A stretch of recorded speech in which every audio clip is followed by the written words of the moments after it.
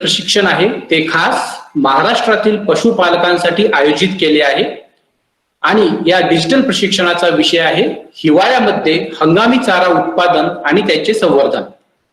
या डिजिटल प्रशिक्षणामध्ये सहभागी तज्ञ डॉक्टर दिग्विजय सिंग या विषयांवर चर्चा करतील आणि माहिती देतील. त्याचबरोबर आपण पाठवलेल्या प्रश्नावर देखील चर्चा करतील. डॉक्टर दिग्विजय सिंग पशुपोषण तज्ञ एनडीडीबी आनंद त्यांना संबोधन करण्याकरता मी विनंती करतो. किसान भाइयों नमस्कार.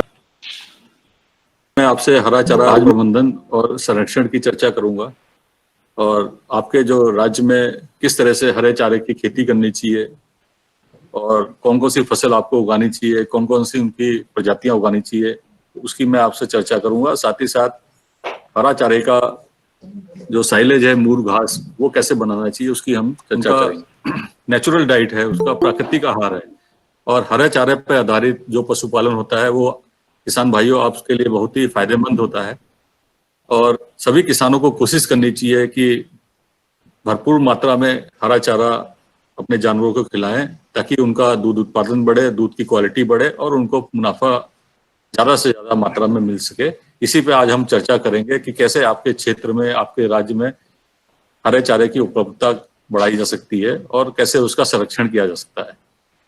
तो हरा चारा जैसे मैंने बताया कि वो किसानों का नेचुरल डाइट है, उनका प्राकृतिक आहार है और दूध उत्पादन के लिए हरे चारे में जो अलग अलग तरह के जो पोषक तत्व होते हैं, जैसे प्रोटीन है, एनर्जी है, मिनरल्स है, विटामिन है, सब आसानी से पशुओं को मिल जाते हैं जिससे और उसको आराम से डाइजेस्ट कर लेता है. तो आप जिस तरह का चारा खिलाते हो, जैसे आप हरा चारा है, सूखा चारा है और कैटल फीड है, उन सब में सबसे जो आसानी से डाइजेस्ट होने वाला जो चारा पशुओं के लिए है वो हरा चारा है, जिसमें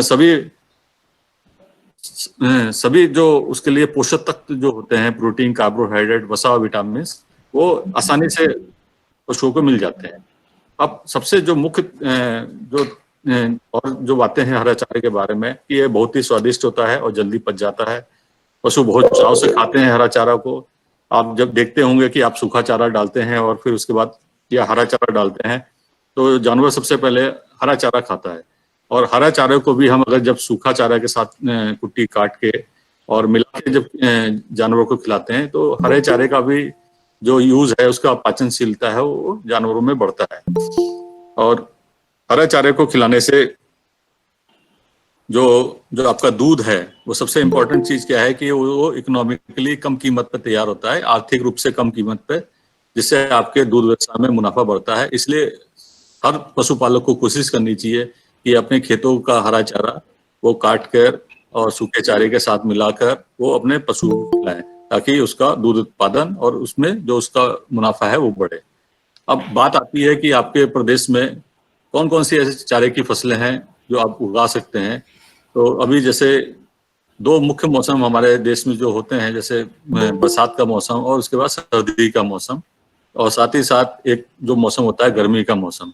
तो जायद गर्मी के मौसम और बरसात के मौसम में जो आप फसलें उगाते हैं वो ज्वार, मक्का, बाजरा, लोबिया और ग्वार, राइस बीन, ये ऐसी फसलें हैं. इसमें जो ज्वार, मक्का, बाजरा जो फसल है ये अनाज वाली चारे की फसल है जिसमें जानवरों को एनर्जी ज्यादा मिलती है.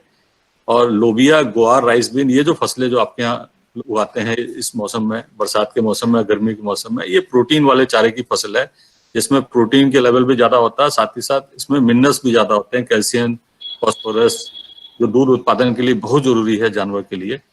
और साथ ही साथ बहुवर्षीय घासें हैं जो एक बार आप लगाते हैं तो 3 से 4 वर्ष तक चलती है, जैसे शंकर निपिया घास और गिनी घास. ये आप अपने क्षेत्र में इनकी खेती कर सकते हैं. और इसके बाद जो हमारा दूसरा मौसम आता है रबी का मौसम, जो अभी हमारा चालू हो गया, अक्टूबर और दिसंबर में इसकी बुआई होती है. तो आपके क्षेत्र में बरसीम, रिच का, ये 2 फसल की खेती कर सकते हैं महाराष्ट्र में.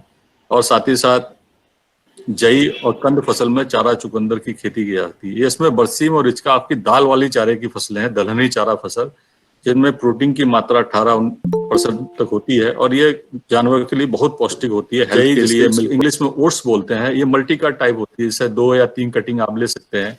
साथ ही साथ पानी की जरूरत भी जई में कम होती है. अगर खारा पानी है, नमकीन पानी है तो उसमें आप खेती कर सकते हैं. इसी तरह चारा चुकंदर, ये जो फसल है ये बहुत ही इम्पोर्टेंट आपकी क्या नाम है एनर्जी वाली फसल है जिसकी हम चर्चा करेंगे।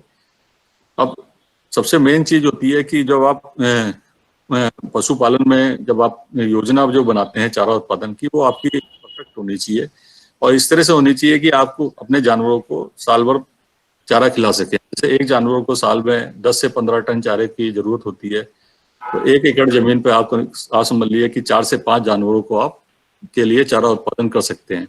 और आपकी ऐसी होनी चाहिए जो उपजाऊ हो और सिंचित जमीन हो तो बहुत ही अच्छा रहता है। अगर सिंचाई की व्यवस्था हो तो आप पूरे साल उसमें चारा ले सकते हैं। अगर आपकी जमीन ऐसी है जहाँ पे सिंचाई की व्यवस्था नहीं है तो बारिश के मौसम में आप चारा ले सकते हैं। इसके साथ साथ क्या है कि अगर आपके पास जो कुछ नमी बस्ती है रबी के मौसम में, तो उसमें एक फसल आप ले सकते हैं उसमें। तो कम पानी वाली जमीनों में, वर्षा आधारित जमीनों पे आप बारिश के मौसम में चारा लेते हैं। जहाँ पे पानी की सुविधा उपलब्ध है वहाँ पे आप पूरे साल चारा ले सकते हैं।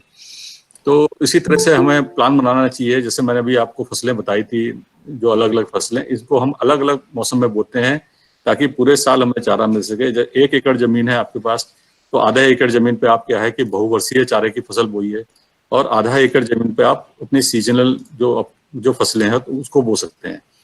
तो इससे क्या होगा कि जो आपकी आधा एकड़ जमीन में जो आप सीजनल फसल बोल रहे हैं, जैसे मक्का है, ज्वार है, ये आपके खरीफ में चारा देंगी। इसके बाद रबी के मौसम में आप बरसीम, रिचका या जई की फसल बोले वो आपकी उसमें चारा देगी जाड़े के मौसम में। साथ ही साथ जो आपके आधा एकड़ में जो आपकी बहुवर्षीय चारे की फसल आपने लगाई है, जैसे संकर नेपियर घास या गिनी घास या अन्य कोई घास, तो वो भी आपको लगातार चारा देती रहेगी। और इस तरह से आप मिक्स चारा जो होगा आपका होगा वो आप जानवरों को दे सकते हैं। और सीजनल चारे में क्या होता है कि जब आप खेत तैयार करते हैं, उसको बुआई करते हैं, तो वो चारा आपको क्या है कि 45 दिन के बाद, 60 दिन के बाद मिलता है। तो चारे की बुआई से लेके और चारे की पहली कटाई तक जो गैप रहता है, उसमें जो आपके खेत का जो आधा भाग है जहाँ पे आप बहुवर्षीय चारे की फसल लगा रहे हैं, वहां से आप चारा पैदा करके अपने जानवरों को दे सकते हैं। साथ ही साथ क्या होता है, जो एक्स्ट्रा चारा होता है उसको आप क्या है कि उसका साइलेज बना सकते हैं। तो इस तरह से आपको फसल चक्र करना चाहिए और ध्यान रखना चाहिए कि दलहनी और अनाज चारा फसलें दोनों आप अपने खेतों में लगाएं। जैसे हम लोग दाल और रोटी खाते हैं या दाल चावल खाते हैं, इसी तरह का दाल वाला अनाज का जो चारा होता है, दलहनी अनाज का, दोनों को चारा मिक्स करके पशुओं को देना चाहिए। अब ये इस तरह के कुछ फसल चक्र हैं जो मैंने यहाँ पे इस स्लाइड में दिखाए हैं आपको। शंकर नेपियर घास के साथ आप लोबिया की बुआई कर सकते हैं। उसके बाद उसी शंकर नेपियर घास खेत में आप बरसीम और सरसों ले सकते हैं जाड़े के मौसम में। और जैसे सीजनल चारे की बात करिए तो मक्का के साथ आप लोबिया या आप बोइए, ये क्या नाम है, गर्मी के मौसम में। फिर ज्वार के साथ लोबिया बोइए आप बारिश के सीजन में, और जाड़े में आप जई।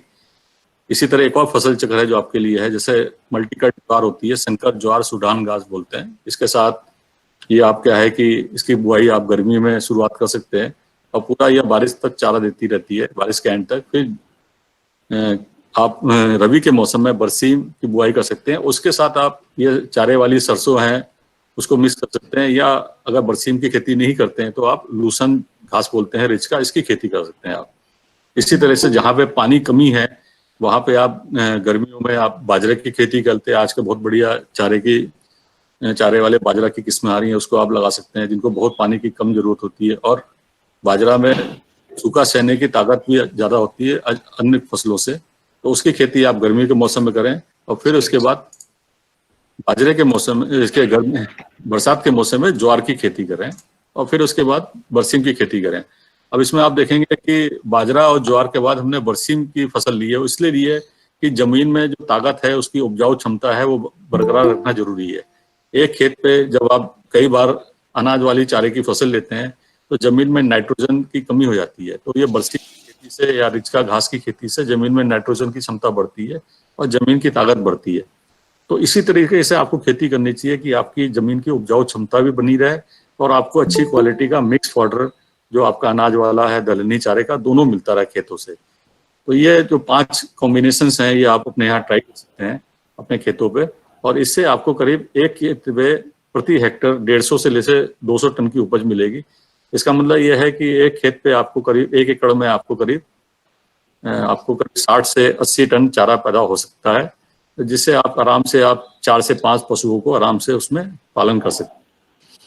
अब हमें खेती के लिए देखना चाहिए कि जब चारे की खेती है तो उसके लिए हमारे पास जमीन अच्छी चुननी चाहिए, क्योंकि हमें अच्छी क्वालिटी का चारा पैदा करना है। और क्योंकि हमारे किसानों के पास खेती की जमीन की अक्सर कमी रहती है, इसलिए बढ़िया खेत में हमें चारा लगाना चाहिए, जो उपजाऊ खेत है और जहाँ पे पानी की सुविधा हो। और खेत ऐसा होना चाहिए कि आपके अगर जहाँ पे आपका ये पशु आड़ है, जहाँ पे आप पशु रखते हैं, उससे अगर पास में है तो बहुत ही अच्छा है। और थोड़ा सा क्या होता है कि कभी कभी देखते हैं हम किसानों के खेते पे कि चारे की जो उपज है उसमें कमी आती है, तो उसके बहुत से कारण हैं। जैसे आप खराब जमीन में चारे की खेती करते हैं, उसमें घास ज्यादा है, उसमें पोषक तत्वों की कमी है, नाइट्रोजन, फास्फोरस, पोटास आदि की, और खेतों में कंकड़ पत्थर ज्यादा है, तो ये सब खेतों में क्या है, चारे की पैदावार कम हो जाती है। तो आपको अच्छा खेत सेलेक्ट करना चाहिए। फिर बीज पे ध्यान देना चाहिए, बीज की क्वालिटी अच्छी होनी चाहिए, जो नए अच्छी किस्म के बीज हैं और अच्छे जो प्रोड्यूसर हैं उनसे आपको बीज खरीदना चाहिए, क्वालिटी वाला बीज, सर्टिफाइड सीड खरीदनी चाहिए। और खेतों को अच्छे से तैयार करना है, खरपतवार बीज की समस्या नहीं होनी चाहिए खेतों में।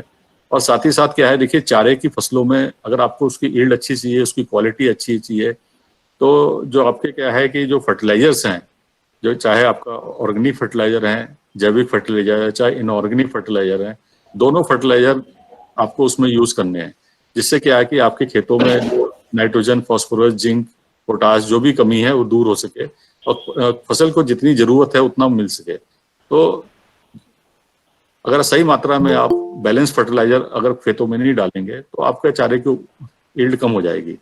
फिर क्या है कि ये जैसे सिंचाई का अभाव, वर्षा आधारित खेती, ये बहुत कारण है, क्योंकि चारे में क्या होता है कि 80% से लेके 85% तक मॉइस्चर होता है, तो उस चारे की फसलों को पानी की बहुत जरूरत है और पानी से ही फसलों में बढ़वार तेज होती है। अगर पानी का अभाव है तो उससे उससे आपके चारे की फसल में फर्क पड़ेगा, आपकी उपज कम हो जाएगी। और साथ ही साथ कटाई का प्रबंधन है, आप सही समय पर अगर कटाई नहीं करेंगे, पर्टिकुलरली मल्टी कट क्रॉप में जहाँ पे जहाँ पे आप साल में 4 से 5 कटी ले सकते हैं, जैसे कि नेपियर घास है जिसको 45 दिन से 60 दिन पे काटना चाहिए। अगर सही समय पे नहीं काटेंगे तो फिर क्या होता है कि चारा आपका खराब हो जाता है, चारे की क्वालिटी कम हो जाती है और साथ ही साथ यील्ड पे उसकी उपज पर फर्क पड़ता है। और सबसे मुख्य चीज है पुरानी प्रजाति की खेती, पुरानी वैरायटीज हैं उनको उनकी खेती मत करिए और जो नई वैरायटी है उनकी खेती आप करिए। तो ये सब कुछ मुख्य पॉइंट है। और सबसे मेन चीज है कि आप जो भी आपकी खेती के लिए जो दूसरी फसलों में आप करते हैं कि उसके अच्छे बीज खरीदते हैं, उसमें फर्टिलाइजर डालते हैं, सही समय पर पानी लगाते हैं और सॉइल टेस्ट के बेस पे उसमें जो फर्टिलाइजर अप्लाई करते हैं, इस तरह से आप खेती करें। और गोबर की खाद, वर्मी कंपोस्ट, बायो फर्टिलाइजर, इन सब का प्रयोग करें। साथ ही साथ क्या है कि अगर आपके खेत में चारे दूसरी तरह की कई तरह की वीड्स आ रही हैं, खरपतवार आ रही हैं, तो उनको कंट्रोल करें। इंसेक्ट का अगर डैमेज है, अगर कीड़े का अटैक है, तो उसको कंट्रोल करें और सही समय पे सिंचाई करें और कटाई करें। तो ये सब जो चीजें हैं आपकी जो जो एग्रोनॉमिक प्रैक्टिसेस हैं, जो खेती के लिए जरूरी जो मुख्य मुख्य क्रियाएं होती हैं, किसी क्रियाएं, उनका अगर आप फसल के अनुसार अगर आप उसका उसका इस्तेमाल करेंगे तो आपको बहुत ही अच्छी चारे की पैदावार मिलेगी और उपज मिलेगी। अब महाराष्ट्र में मैंने कई जगह देखा है, जैसे पर्टिकुलरली विदर्भा क्षेत्र में, कि वहाँ पे एनिमल्स को ग्रेजिंग कराई जाती है और क्या नाम है, जंगलों में या जहाँ पे आपका ग्रेजिंग लैंड है, पास्चर्स हैं, वहाँ पे किसानों को ले जाया जाता है। और कभी कभी क्या नाम है कि अच्छी जमीन नहीं होने की वजह से, पानी की कमी होने की वजह से चारा पर्याप्त मात्रा में उपलब्ध नहीं रहता है, जिससे क्या है कि पशुओं को सही मात्रा में पोषक तत्व या चारा नहीं मिल पाता है और वो थोड़े कमजोर रहते हैं। तो ये सब कुछ फोटोग्राफ्स हैं जो मैंने विदर्भा में देखे थे कि किस तरह से जानवर में ले आया जाता है और चारा खिलाया जाता है। तो कई जगह क्षेत्रों में पानी की कमी रहती है, तो हमें कोशिश करनी चाहिए कि जो जल संरक्षण की जो क्रियाएं हैं उनको हम अपनाएं, ताकि जो बारिश में जो पानी आता है वो हम उसका सही तरीके से इस्तेमाल हम खेती में कर सकें। साथ ही साथ जो आपके यहाँ बगीचे हैं, बहुत से विदर्भा या महाराष्ट्र में किसान क्या नाम है ये ऑरेंज की खेती करता है, नारंगी की खेती है और भी कई तरह के फलों की खेती करता है। तो उसके जो बीच का एरिया है आपके पास, उसमें आप चारे की खेती करें। जैसे इसमें किसान ने संकर नीपिय घास लगा रखी है और किसान ज्वार लगाते हैं, मक्का लगाते हैं, तो इस तरह से आप खेती करें। और एक चीज मैंने देखी कि किसानों को चारा क्या है कि काट के खिलाना चाहिए, ये जमीन में डाल के खिलाने की प्रवृत्ति को छोड़ देना चाहिए, जिससे चारे में गंदगी या मिट्टी ना लगे। ये देखिए एक एक किसान का बगीचे का फोटो है जहां पर उसने ये नारंगी की खेती करी हुई है, लेकिन उसमें कई तरह के ये खरपतवार उग रहे हैं, जिसको कांग्रेस वीड बोलते हैं, इसको पार्थेनियम। तो इसकी जगह अगर आप किसान थोड़ा सा जागरूक रहे, उसमें अगर आप यहाँ ज्वार या अपनी मक्का या किसी की खेती करेंगे, तो जो आप बगीचे में पानी लगा रहे हैं उसी पानी से आप चने की खेती कर सकते हैं। तो आपको एडिशनल लैंड की जरूरत नहीं है, आपका जमीन का इस्तेमाल बहुत अच्छी तरीके से हो जाए। अब सबसे मुख्य चीज क्या है कि जैसे मैंने पहले भी बताई कि जमीन में हमें क्या है कि जो हमारा उसकी जो फर्टिलिटी है, उर्वरता जिसको बोलते हैं, उसको सुधारने के लिए ध्यान देना चाहिए। जमीनों में हम मिट्टी की जांच कराएं, उसके अनुसार हमें देखना चाहिए कि उसमें हमें कौन सा पोषक तत्व डालना है। सबसे ज्यादा चारे में जिस पोषक तत्व की जरूरत होती है वो होता है नाइट्रोजन। तो नाइट्रोजन बहुत ही इंपॉर्टेंट है, क्योंकि वो प्लांट की ग्रोथ के लिए उसकी जरूरी होता है। तो वो सब आप टेस्ट कराएं कि आपकी सॉइल में नाइट्रोजन, फास्फोरस, जिंक, सल्फर किसकी कमी है, उसी अनुसार से आप अलग अलग फर्टिलाइजर यूज कर सकते हैं। चाहे आप सिंगल सुपर फॉस्फेट यूज करें, चाहे आप डीएपी यूज करें, चाहे यूरिया यूज करें, जिंक सल्फेट, तो उसी हिसाब से आपको करना है। साथ ही साथ देसी खादें जो होती हैं अपनी, जो ऑर्गेनिक फर्टिलाइजर है, गोबर की खाद, compost, vermi compost, poultry manure, मुर्गी की खाद, हरी खाद और क्रॉप रेसिड्यू, इन सबको भी आप खेतों में मिला सकते हैं, जिससे आपके खेतों में ऑर्गेनिक कार्बन बढ़ेगा और आपकी जो फसल है वो अच्छी होगी। साथ ही साथ जो आपका केमिकल फर्टिलाइजर है उसका भी आपका जो यूज है, उसका इस्तेमाल है, वो भी अच्छा पड़ेगा। और बहुत से अच्छे जैविक बायो फर्टिलाइजर्स हैं, जैसे एजोक्टोबैक्टर, आइजोस्पियम, एजोस्पाइरम, फॉस्फोबैक्टीरिया आदि, जो खेतों में अगर आप डालते हैं मिट्टी के साथ मिला के या बीज के साथ मिला के, तो ये भी आपकी खेती की पैदावार बढ़ाते हैं। अब चलते हैं कि साथ ही साथ क्या है कि खेती में हरी खाद का प्रयोग, सनई, ढेंचा, लोबिया का जरूर करना चाहिए। ये भी आप खेती में इनका प्रयोग करने से आपकी जमीन की उपज, जमीन की जो उर्वरा क्षमता है वो बढ़ती है, जिसमें आप ज्यादा चारा पैदा कर सकते हैं अच्छी क्वालिटी का। तो ये सब कुछ मुख्य पॉइंट हैं जो आप जिनका पालन कर सकते हैं।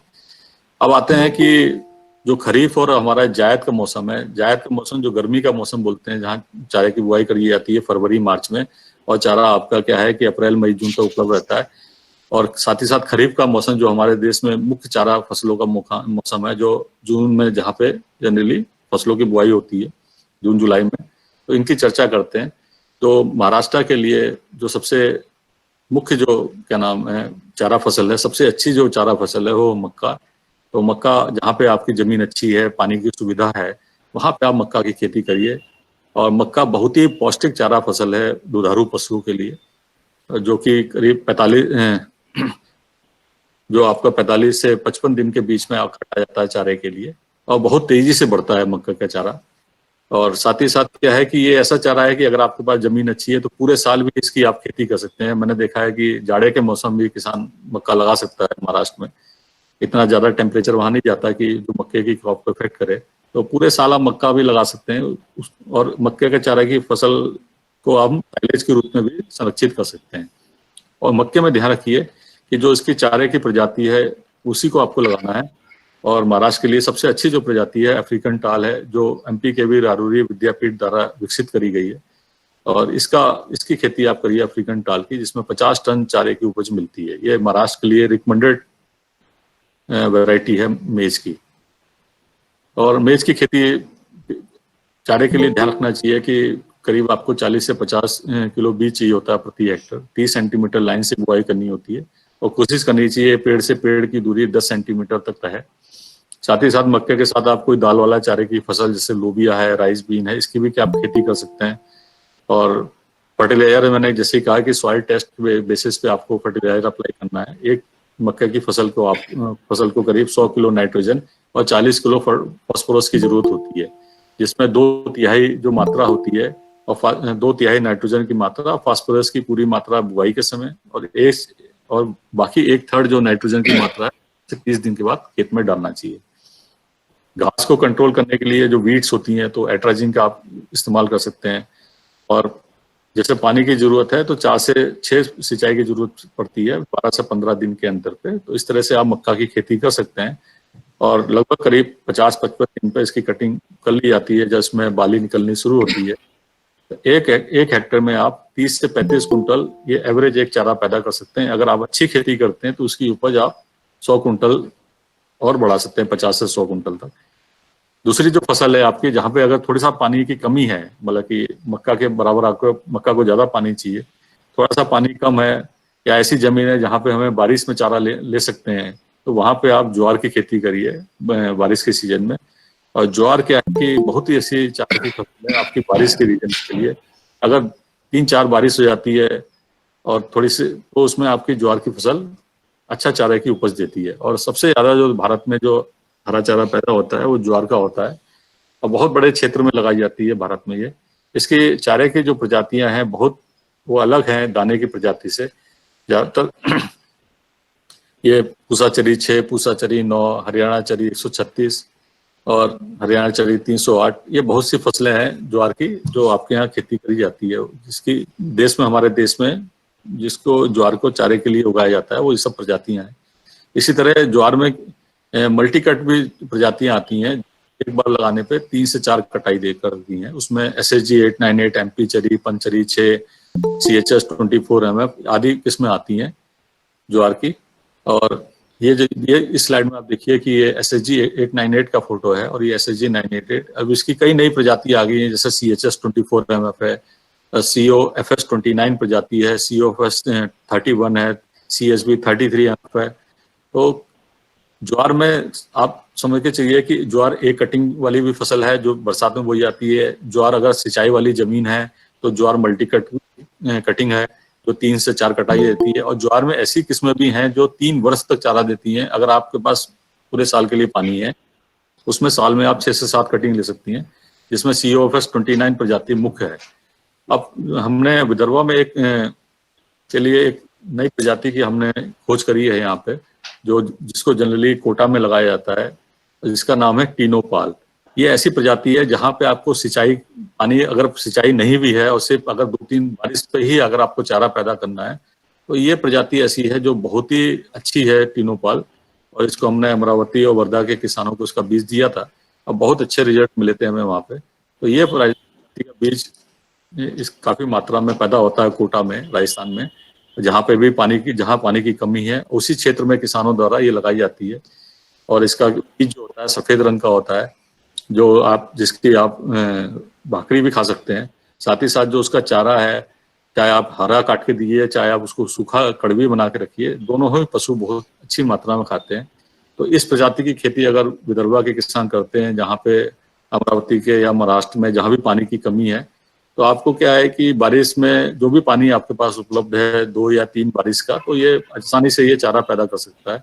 जमीन आपकी अगर कम उपजाऊ है, अगर मध्यम भी है, तो भी इसमें कोई दिक्कत नहीं है इस प्रजाति को उगाने में महाराष्ट्र में। और ज्वार की खेती ज्यादातर महाराष्ट्र के किसान जानते ही हैं चारे के लिए कैसे करनी चाहिए, तो इस पर मैं ज्यादा नहीं बताऊंगा। पर यह ध्यान रखना है कि आपको प्रजाति की जो किस्म है उसकी आपको चयन अच्छी तरीके से करनी है। और जो भी आपके क्षेत्र में जो एग्रीकल्चर कृषि क्रियाएं जो ज्वार की खेती में जिसको इस्तेमाल किया जाता है, उसको आप पालन करेंगे तो आपको बहुत अच्छा चारा का प्रोडक्शन मिलेगा।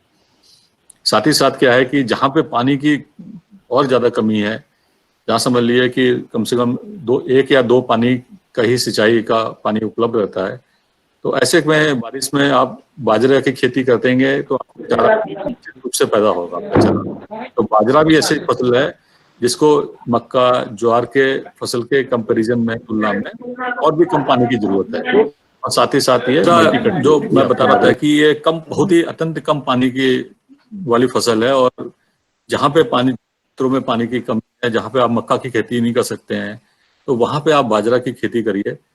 और ये भी मल्टीकट चारे की फसल है, जहां आप 2 से लेकर 3 कटाई आप ले सकते हैं फसलों में, और आपको करीब 300 से 400 कुंटल चारे की उपज मिलती है। और जो आपका महाराष्ट्र है, इसमें कई प्रजाति इसकी विकसित हुई है। जाइंट बाजरा जो आपके MP के वी रारूरी विद्यापीठ ने डेवलप करी थी, बहुत ही अच्छी प्रजाति थी, जिसका फोटोग्राफ आप देख रहे हैं जाइंट बाजरा का। इसके बाद ये बायफ बाजरा 1 किस्म विकसित करी गई जाइंट बाजरा से।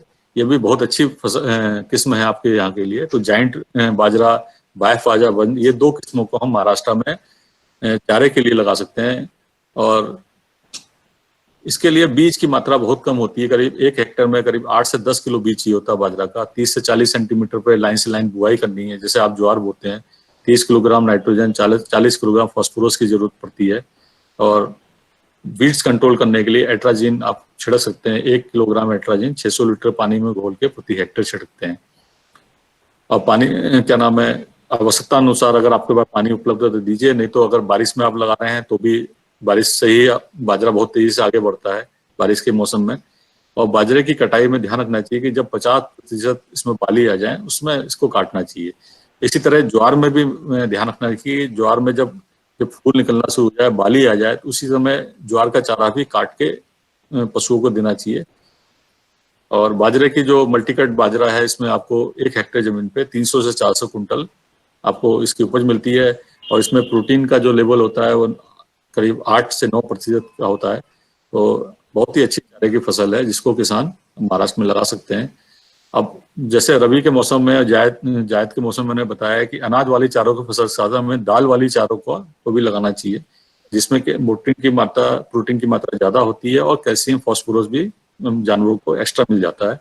तो इसमें जो महाराष्ट्र में जो दलहनी चारे की फसलें हैं, राइस बीन है, ग्वार है, और क्या नाम है, इन दोनों की खेती कर सकते हैं, राइस बीन ग्वार की, ये दोनों की। और लोबिया, साथ ही साथ लोबिया की खेती आप की जा सकती है। जैसे इस स्लाइड में आप देख रहे हैं कि ये लोबिया की फसल है। तो राइस बीन, ग्वार, लोबिया, इन सबको आप की खेती करिए। साथ ही साथ जो ज्वार आपने बोई है, मक्का आपने बोई है या बाजरा बोई है, उनके साथ मिला के भी इसकी खेती की जा सकती है, जिससे मिक्स चारा मिले।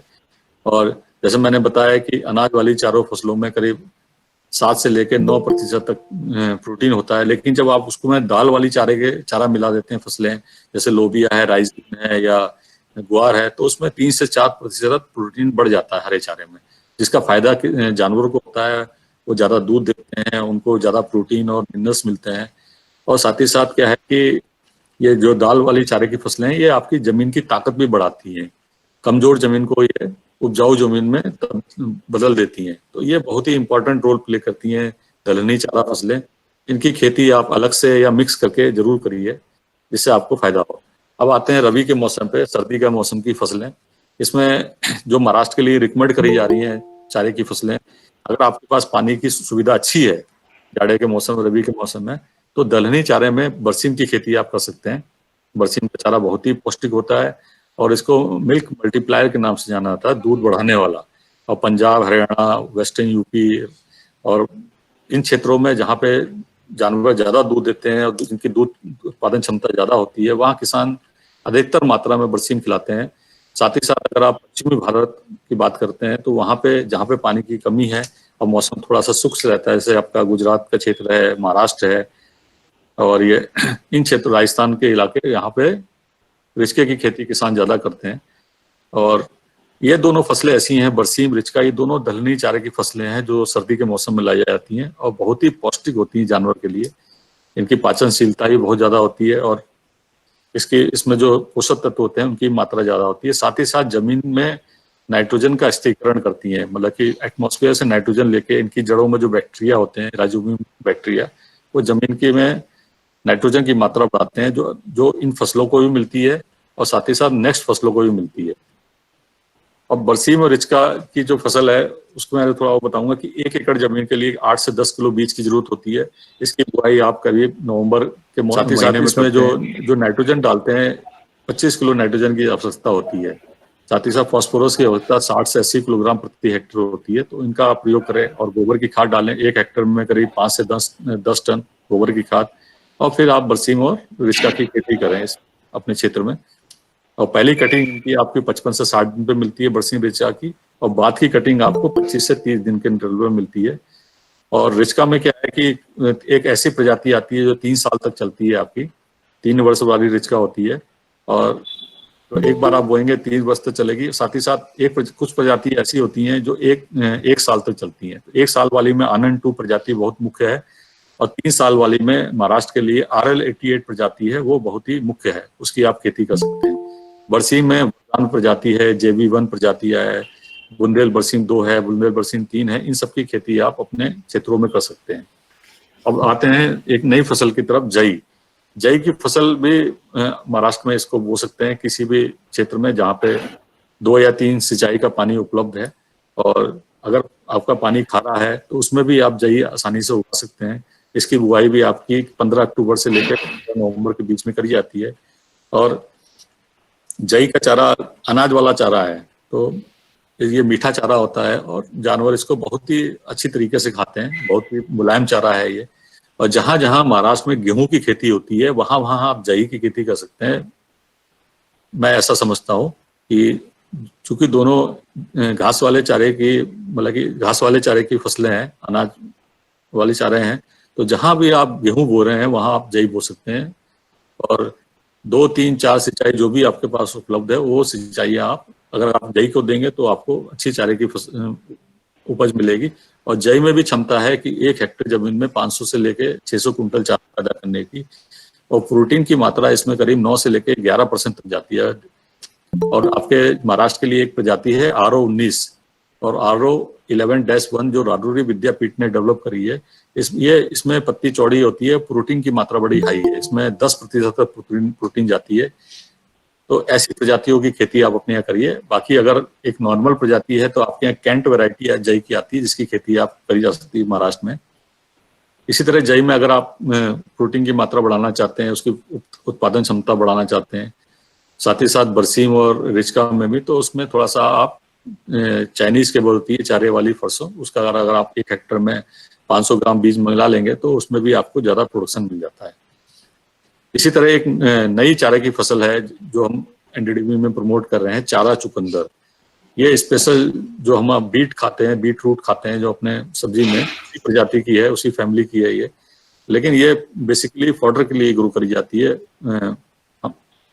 और इसकी उपज भी अच्छी है, करीब 1 हेक्टेयर जमीन में 80 से 100 टन उपज देती है ये। और ये इसकी बुआई नवंबर-दिसंबर महीने में करते हैं और इसका चारा उपलब्ध हो जाता है 100 दिन के बाद। 100 दिन के बाद से लेके 150 दिन के अंतर तक इसको आप जमीन में से निकाल के उसको पानी से धो के काट के जानवरों को दे सकते हैं। इसके पत्ते और जड़ दोनों को जानवरों को खिला सकते हैं। और जड़ों में इसमें एनर्जी ज्यादा होती है, मीठापन होता है, एनर्जी ज्यादा होती है, पत्तों में प्रोटीन की मात्रा ज्यादा होती है, तो जानवर को एक बैलेंस चारा मिलता है। साथ ही साथ गर्मी के मौसम में ये फसल चारा चुकंदर आपका जो हीट स्ट्रेस होता है, जिससे जानवर परेशान हो जाता है, ज्यादा गर्मी होने से चारा नहीं खा पाता है, तो उसको भी कम करने में ये मदद करती है। और अगर आप इसकी खेती नवंबर-दिसंबर में करेंगे तो आप इसका चारा समझ लिए आपको फरवरी, मार्च, अप्रैल तक उपलब्ध होगा।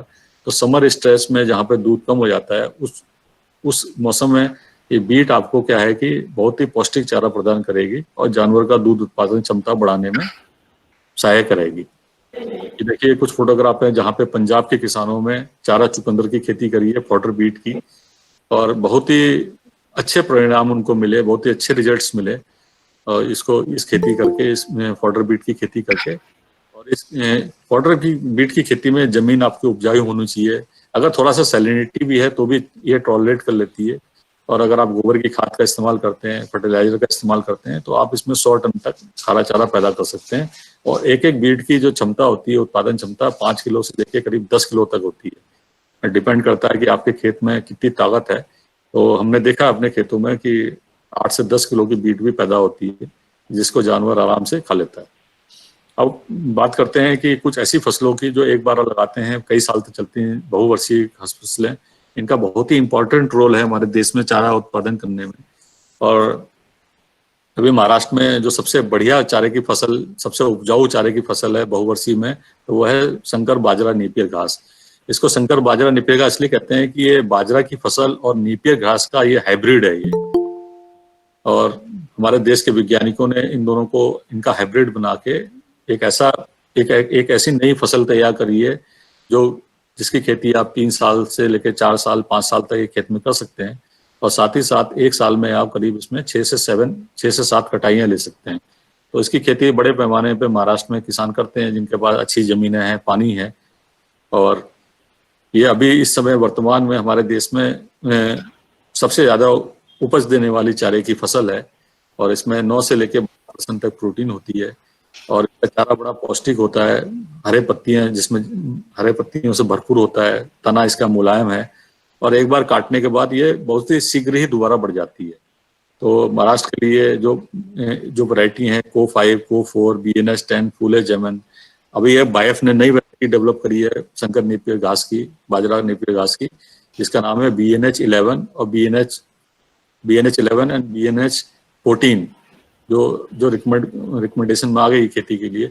साथ ही साथ ये MPKV रारूरी विद्यापीठ ने भी नई प्रजाति निकाली है फूले गुणवंत करके, फूले जयवंत के बाद निकाली है उन्हें फूले गुणवंत। तो फूले गुणवंत, BNH 11, BNH 14, इनकी खेती आपको करनी चाहिए। आप अगर आपको अच्छी क्वालिटी का चारा पैदा करना है और ज्यादा उपज प्राप्त करनी है कम क्षेत्र में। और इसको लगाने का तरीका, इस खेती करने का तरीका बहुत सिंपल है। इसके जड़ के टुकड़े और ये स्टेम की कटिंग, इन दोनों को लगाया जाता है और काट के जमीन में आप ये दो गांठ का जो एक टुकड़ा होता है, इसको जमीन में आपको बोना होता है। एक गांठ जमीन के ऊपर रखते हैं 1 इंच और एक दूसरी गांठ जमीन के अंदर दबा देते हैं और फिर इसमें पानी लगा देते हैं। फिर इसमें इसके जो गांठें होती हैं यहाँ से कल्ले निकलने शुरू हो जाते हैं और धीरे धीरे फसल तेजी से बढ़नी शुरू हो जाती है। और इसके लगाने का, महाराष्ट्र में इसको आप कभी भी लगा सकते हैं, पूरे साल मौसम सूटेबल रहता है लगाने के लिए। बस ध्यान रखिए कि गर्मी में थोड़ा सा रिस्की रहता है, क्योंकि अगर आप ज्यादा गर्मी हीट पड़ती है तो ये थोड़ा सा मरने के चांस रहते हैं इसकी कटिंग्स के। बेस्ट सीजन है बारिश का सीजन, जाड़े का सीजन, तो इन मौसम में आप इसको लगा के खेती करिए। इसकी पहली कटिंग इसकी 3 महीने पे होती है, उसके बाद आप 45 से 60 डेज के बीच में इसको रेगुलर काटते रहिए। और लेकिन संकर नेपियर घास में ध्यान रखना चाहिए कि इसमें जो गोबर की खाद है, वर्मी कंपोस्ट है, इनका प्रयोग ज्यादा करना चाहिए, जिससे इसकी जड़ ज्यादा गहरी नहीं जाती है। और जड़ क्या होती है, पतली होती है, फाइबर्स ज्यादा होते हैं। तो अगर आप गोबर की खाद डालते हैं, वर्मी कंपोस्ट डालते हैं, तो उसको फसल को बढ़ने में आसानी होती है और साथ ही साथ जड़ों मतलब कि हवा ज्यादा मिलती है मिट्टी से, क्योंकि गोबर की खाद में और वर्मी कंपोस्ट से उसको हवा भी मिलती रहती है, पोषक तत्व भी मिलते रहते हैं, पानी रोकने की क्षमता भी बढ़ जाती है। तो नेपियर के लिए बहुत ही बढ़िया हो जाता है कि अगर आप गोबर की खाद का प्रयोग 3-4 बार खेतों में करें, सड़ी हुई गोबर खाद का, या वर्मी कंपोस्ट डालें, केचुआ खाद डालें आप, तो इससे क्या है कि आपको ज्यादा इसमें प्रोडक्शन मिलेगा। इसी तरह से क्या है कि विदर्भ महाराष्ट्र में मैंने देखा है कि बगीचे बहुत हैं वहाँ पे, और बगीचे हैं, कई जगह जंगल भी रहता है। तो ऐसी जगह पे एक ऐसी फसल है जिसे बोलते हैं गीनी घास। ये घास ऐसी है जिसमें क्या नाम है, आपको छाया सहन करने की ताकत होती है, छाया में भी ये घास आसानी से हो जाती है। तो बगीचे में अगर आपका घना बगीचा है तो उसमें अगर आपको मान लीजिए 50% उसमें रोशनी जमीन पे आ जाती है तो ये घास आसानी से उगाई जा सकती है। इसी तरह आपकी ऐसी जमीनें हैं जहाँ पे कुछ जंगली पेड़ उगे हुए हैं, तो उन जगहों को पानी की सुविधा कम है, जमीन उपजाऊ कम है, तो ऐसी जमीन पे आप गीनी घास की खेती करके आप उसको चारा प्राप्त कर सकते हैं यहाँ पे। कुछ चारे के पेड़ हैं जो बहुत ही इंपॉर्टेंट हैं महाराष्ट्र के लिए। चारे के पेड़, वृक्ष जैसे मोरिंगा है, सहजन बोलते हैं इसको, तो इसकी खेती ड्रम स्टिक, मोरिंगा, सहजन, ये सब इसके नाम है। तो इसकी खेती, ये भी प्रोटीन वाला चारा पैदा करता है। वैसे तो किसान इसको फली के लिए बोते हैं, वेजिटेबल पर्पज से, लेकिन अगर आप इसको थोड़ा सा घना बोएंगे तो इसको आप इजिली कर सकते हो। आप इसकी खेती, सेवरी है, सेवरी चारे की फसल है, शेवरी है, ग्लिसिडिया है, मोरिंगा है, अगस्ती। तो मोरिंगा की खेती क्या है, वेजिटेबल पर्पज से करते हैं, लेकिन ये बहुत ही पौष्टिक चारा की फसल हमारे देश में एक उभर के आ रही है। इसकी पत्तियों में 30% प्रोटीन होता है, इसके स्टेम में 9 से 10% प्रोटीन होता है, और इसमें करीब 3.5 से लेके 5% तक फैट होता है इसके चारे में। तो इस चारे को अगर हम जानवरों के खिलाते हैं तो जानवरों को बहुत ही फायदा होता है मोरिंगा में। और इसमें क्या है कि किसी तरह का विषैला तत्व नहीं है इसके चारे में। और मोरिंगा के चारे को आप एक जानवर को 15-20 किलो अगर हम देते हैं सूखे चारे के साथ या अन्य किसी भी चारे फसल के साथ, तो बहुत ही अच्छे परिणाम मिलते हैं हमें मिल्क प्रोडक्शन बढ़ाने में और जानवर की स्वास्थ्य को बढ़ाने में। साथ ही साथ और भी कई चारे हैं जो किसान महाराष्ट्र में उगाते हैं, जैसे शेवरी है, इसकी खेती करी जाती है। ये भी दाल वाला चारा आपका वृक्ष या झाड़ी के रूप में जाना जाता है। इसी तरह ग्लिसिडिया सीपीएम की खेती करी जाती है चारा वृक्ष के रूप में। और साथ ही साथ ये अगस्ती पेड़ है, इसकी भी खेती करी जाती है। तो ये चार तरह ऐसे चारा वृक्ष या आप कह लीजिए जिनको अगर आप किसान मेड़ों पे लगाते हैं या किसी भी इंटरक्रॉपिंग सिस्टम में लगाते हैं, तो ये अतिरिक्त रूप में चारा किसानों को प्रदान कर सकते हैं। और साथ ही साथ ये सब फसलें क्या है, इनकी जड़ें काफी गहरी होती हैं, तो उनको पानी की आवश्यकता भी कम होती है। तो कम पानी में अगर आपको ज्यादा पौष्टिक चारा पैदा करना है तो आप मोरिंगा, शेवरी इनकी खेती करिए। और साथ ही साथ ग्लिसिडिया, अगस्ती जैसे अगर चारे की फसलें अगर आपके पास चारा वर्ष उपलब्ध है तो इनकी खेती करिए। अब इसके बाद सबसे मुख्य जो चीज आती है साइलेज, मूर घास। तो ये अभी महाराष्ट्र में बहुत पॉपुलर हो रहा है मूर घास। और ऐसे इलाकों में जहाँ पे क्या है कि चारे की कमी से जो इलाके जूझ रहे हैं, अन्य इलाकों में मक्के का मूर घास उन इलाकों में बिक्री के लिए कमर्शियल रूप में जा रहा है। तो साथ ही साथ किसानों को ध्यान रखना चाहिए, अगर उनके पास जमीन अच्छी है और अगर वो मक्के का चारा है, ज्वार का चारा पैदा कर सकते हैं, तो वो मूर घास आसानी से अपने फार्म यार्ड पे, अपने घर पे बना सकते हैं। और ये मूर घास, साइलेज आपको जब आपके पास चारे की कमी हो जाएगी तो आप जानवरों को खिलाएंगे, तो जैसा मक्के का चारा या ज्वार का चारा हरे रूप में आप पशु को खिलाते हैं, उसी रूप में ये साइलेज भी जानवरों को फायदा करता है। तो साइलेज क्या है, एक तरह का हरे चारे का अचार है। और जब किसी बैग में हम बंद करके रखते हैं काट कर, तो ऑक्सीजन की कमी ऑक्सीजन की कमी की स्थिति में इसके अंदर बैक्टीरिया काम करते हैं, जो कार्बोहाइड्रेट को लैक्टिक एसिड में बदल देते हैं, जो इस चारे को साइलेज बनाने में मदद करता है। तो आप साइलेज बनाना है तो उसमें कई तरीके के जो साइलो होते हैं उसमें आप साइलेज बना सकते हैं, जैसे ड्रम साइलो बोलते हैं इसको। साइलो एक ऐसा आपका संरक्षण है जहाँ पे आप हरे चारे को दबा के रख सकते हैं साइलेज बनाने के लिए। तो ये प्लास्टिक के ड्रम आजकल बहुत आ रहे हैं, ढक्कन लगे हुए, जिससे टाइटली आप बंद कर सकते हैं चारे को। ये साइलेज बैग आजकल बहुत पॉपुलर है महाराष्ट्र में, जो 100 किलो से लेके 1 टन तक के आ रहे हैं और किसान काफी यूज कर रहे हैं, तो इनको आप बना सकते हैं। इसी तरह ये कंक्रीट वाला साइलो होता है जो दोनों तरफ से ओपन है, या एक तरफ से आप 3 तरफ से आप इसको बंद कर सकते हैं, एक तरफ से ओपन रख सकते हैं। तो ये स्ट्रक्चर भी कंक्रीट वाला जो साइलेज है ये बहुत ही पॉपुलर है किसानों में, जिसमें आप 20 टन 15-20 टन से लेकर 100 टन 200 टन तक साइलेज आप इकट्ठा कर सकते हैं। मेन चीज क्या है कि आपको फसल का चुनाव करना है। मक्का सबसे अच्छी फसल है साइलेज बनाने के लिए। इसके बाद आता है आपका क्या नाम है, ये ज्वार। तो जो चारा की फसलें, अनाज वाले चारे की फसलें जिनमें तना मोटा होता है और रसीला होता है, मीठा होता है, तो ऐसे फसलें बहुत बढ़िया होती हैं साइलेज बनाने के लिए। और मक्के में जब वो भुट्टा आ जाता है आपका, जब उसमें दाना बन जाता है और जब उसमें दूध निकलना बंद हो जाए, तो ऐसी अवस्था में मक्के को काट कर और मशीन से कुट्टी करके उसको इन ड्रम और बैग्स में और साइलो पिट में भर के आप साइलेज बना सकते हैं। अब देखिए, मक्का की बुआई करने का सबसे मेन चीज क्या है, जैसे आप दाने की खेती करते हैं मक्के की 60 सेंटीमीटर पे लगा के और लाइन से लाइन और 20 से 25 सेंटीमीटर पेड़ से पेड़, ऐसी दूरी पे आपको मक्का का बोना चाहिए। और उसमें कोई संकर अगर हाइब्रिड मक्का है तो उसका भी आप सिलेक्शन कर सकते हैं। चारे वाली मक्का, अफ्रीकन टाल, उसका भी आप सिलेक्शन कर सकते हैं। और जब इसका मेन चीज होता है कि कटाई किस समय करें साइलेज बनाने की, तो जब इसमें भुट्टा आपका पूरा बनकर तैयार हो जाए और जब उसमें नमी की मात्रा आप पेड़ में करीब 65% के आसपास हो, तो वो साइलेज बनाने के लिए परफेक्ट है। तो इस समय में अगर आप भुट्टा का दाना दबाएंगे तो उसमें दूध नहीं निकलेगा, उसमें आटे जैसा निकलेगा, तो समझ लीजिए वो स्टेज आ गई है आपकी साइलेज बनाने के लिए। इस समय आप अपनी फसल को 1 दिन पहले आप चारे काट लीजिए और कुट्टी से काटने के बाद आप उसको साइलेज बैग में भर सकते हैं या साइलो पिट में भर सकते हैं। और उसको लेयर बाय लेयर भरना है, 15 से 20 सेंटीमीटर की लेयर बनाते हुए, और फिर उसको अच्छी तरह दबाना है। चाहे आप पैरों से दबाएं बैग में और चाहे साइलो पिट में आप ट्रैक्टर से दबाएं, तो उसको अच्छी तरह से प्रेस करना है ताकि कस के चारा भरे, उसमें हवा जितना है आप निकल जाए। फिर उसके बाद जब 15-20 सेंटीमीटर की लेयर आप भर लेंगे, उसको दबा लेंगे, फिर दोबारा चारा उसमें काट कर डाल दिया जाता है, फिर उसको अच्छी तरह से दबाया जाता है। तो इस तरह से धीरे धीरे करके आप उसमें लेयर बाय लेयर आप चारा भरते जाइए, बैग, सेलो पिट है या ड्रम है।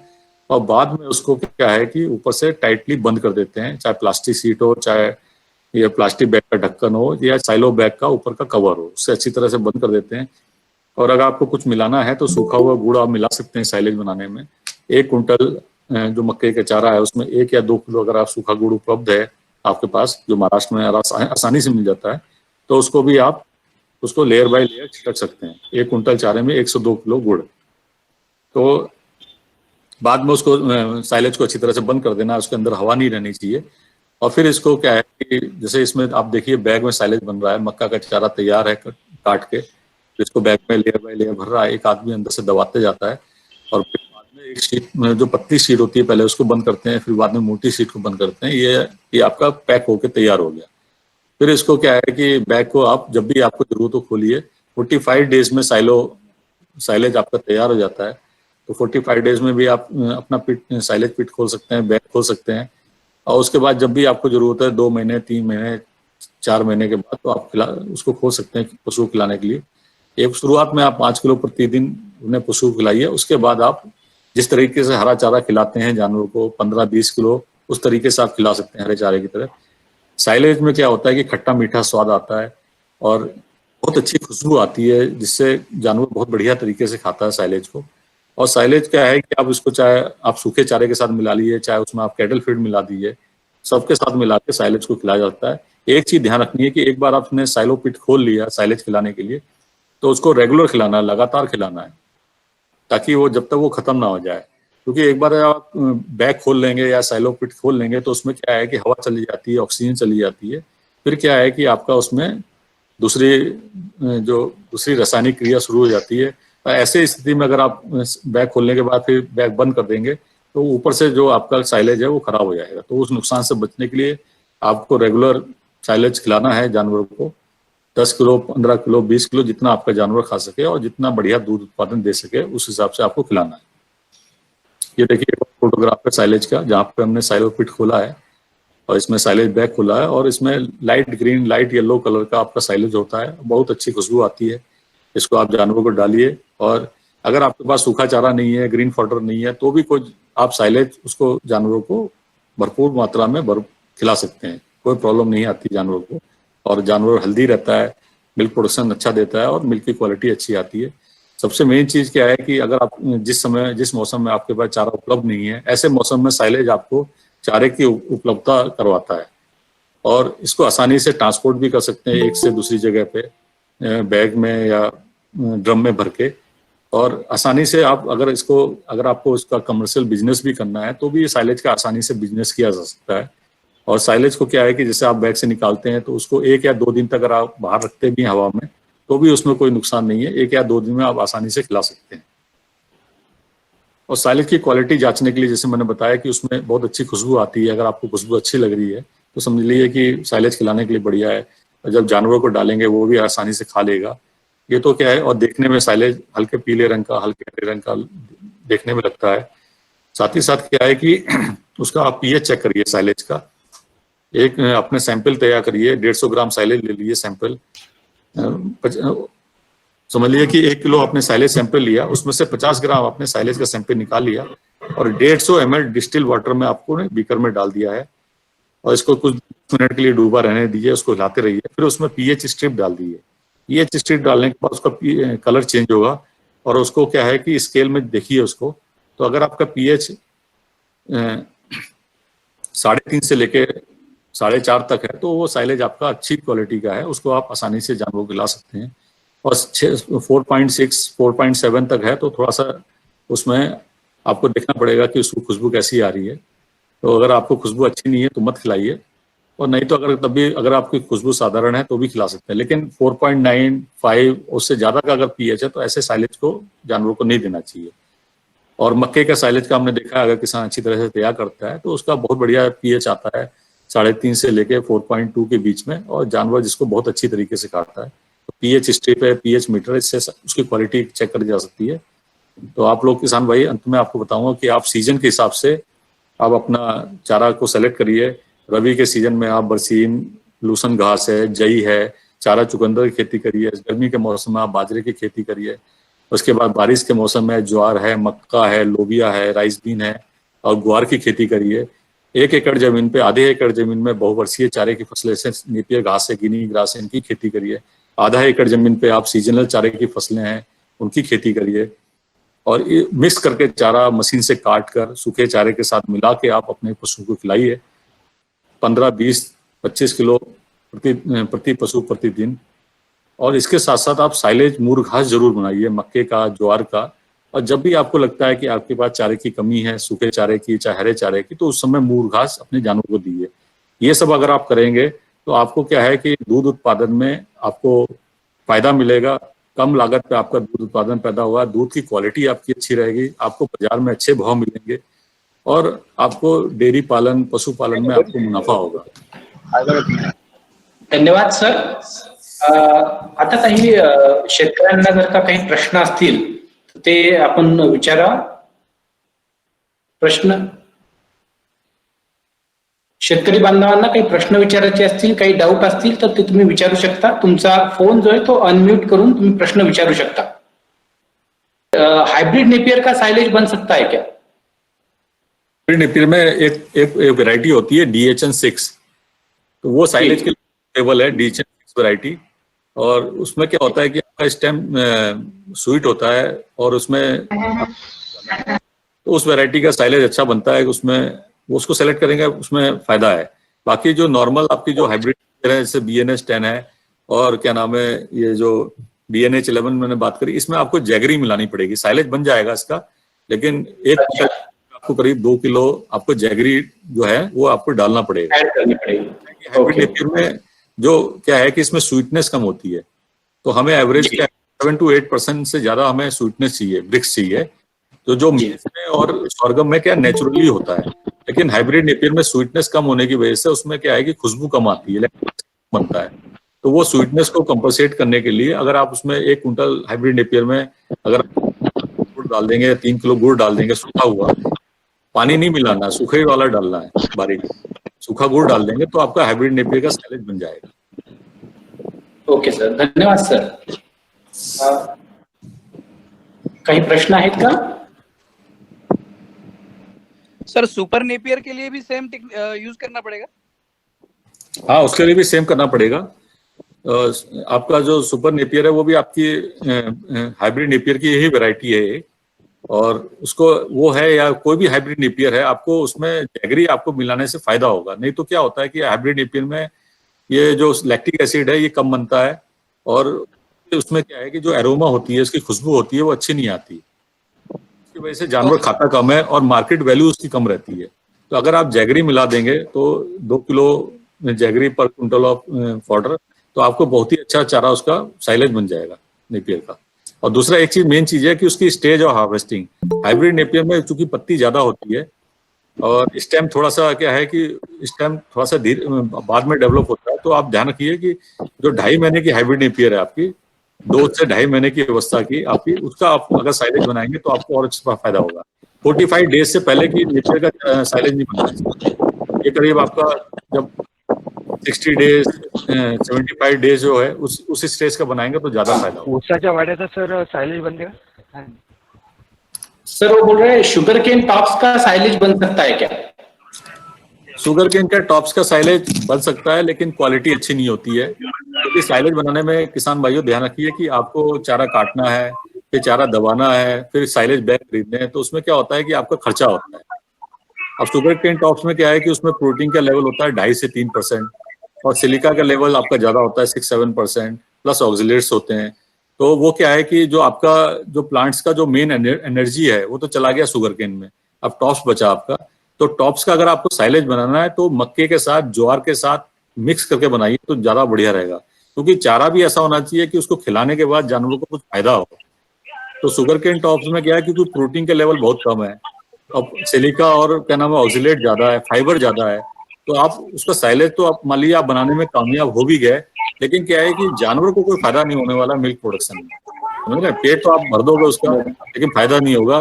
तो फायदा करने के लिए, क्योंकि इतनी मेहनत कर रहे हैं हम, तो उसको क्या है कि शुगर केन टॉप्स 30% ले लीजिए आप, 60-70% आप मेज ले लीजिए, सॉर्गम ले लीजिए। उसके साथ अगर आप साइलेज बनाते हैं तो आप शुगर केन टॉप को यूटिलाइज भी कर लेंगे प्रॉपरली, और जो साइलेज बनेगा उसका मिल्क प्रोडक्शन और मिल्क क्वालिटी पे इफेक्ट भी अच्छा होगा। बहुत मेरे पास क्वेश्चन आते हैं कि हम शुगर केन का साइलेज बना सकते हैं, बहुत क्वेश्चन।